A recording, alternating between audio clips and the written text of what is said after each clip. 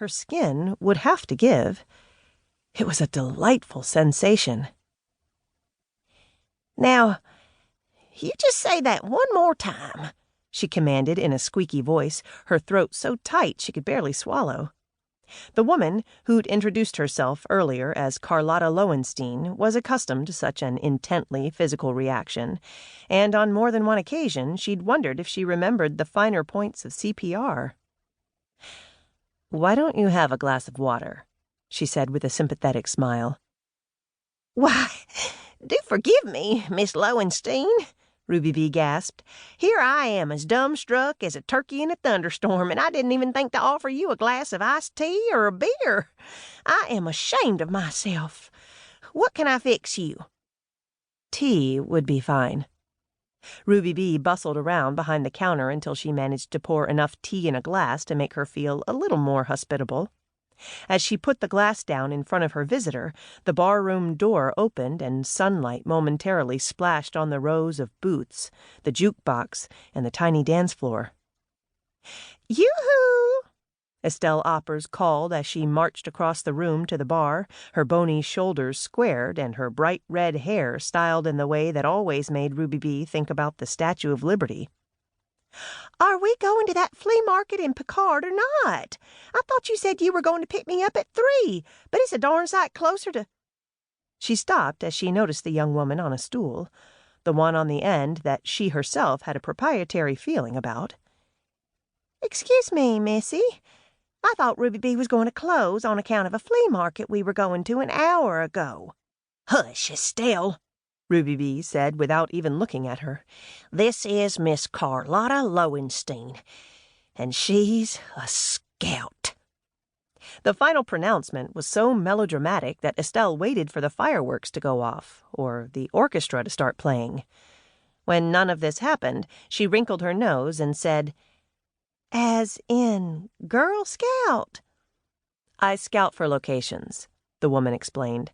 "I work for Glittertown Productions, Inc. We're a small, independent company from the Los Angeles area." "Movies," Ruby B. said reverently. "Miss Lowenstein works for a movie company." "You do?" Estelle said, impressed in spite of herself. She took a harder look at the woman, who didn't look like one of those movie people, not with her neatly cropped dark hair and stocky body. Distorted by thick-lensed glasses, her eyes looked a little bulgy, but intelligent. Her suit was nice enough, although it was wrinkled and one of the cuffs was missing a button. She wasn't unattractive, but she wasn't at all glamorous, and therefore was seriously suspect. "You're really from Hollywood?"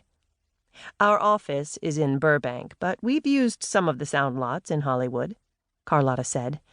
"Because we're small and work on a tight budget, we do a lot of work on location in some of the less expensive areas of the country. We finished up a film in Arizona at the beginning of the spring." "What's it called?" asked Ruby B. Carlotta took a long drink of tea while she considered her reply. The truth would not sit well.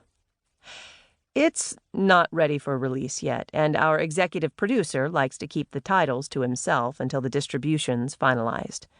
It's an in-joke of sorts." Ruby B. and Estelle nodded, both secretly thrilled to be privy to a Hollywood in-joke, even if it was hard to figure out what was so dad-burned funny about it. "Well," Carlotta said as she finished her tea, "what do you think about your town as the location for our next production? If we can arrange to use the sites I mentioned earlier, and if we have the cooperation of the citizens, I'm prepared to fly back to the coast and grease the gears." "What sites?" Estelle demanded.